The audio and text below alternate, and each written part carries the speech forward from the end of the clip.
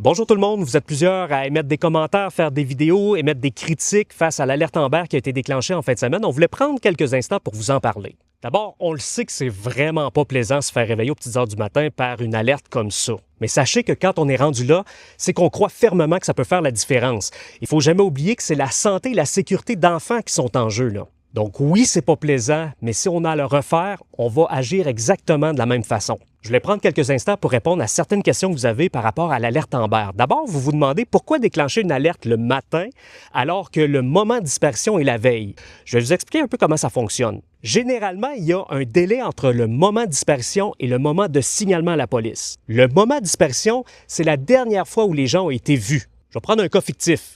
Les gens sont vus la dernière fois à 22 heures. Ça, c'est le moment de dispersion. Mais c'est pas à ce moment-là que c'est signalé aux policiers. Les proches s'inquiètent, se posent des questions et finalement décident de contacter les policiers. Il est rendu 1 heure du matin, donc 3 heures après le moment de dispersion. Fait que là, les policiers vont arriver, commencer leur enquête, recueillir de l'information, vont vérifier si les critères de l'alerte Amber peuvent s'appliquer. C'est quoi les critères de l'alerte Amber? Je vous les rappelle. On a des motifs raisonnables de croire qu'un enfant de moins de 18 ans a été victime d'un enlèvement. Les circonstances entourant l'enlèvement indiquent que l'enfant risque de subir des lésions corporelles graves ou qu'il est en danger de mort.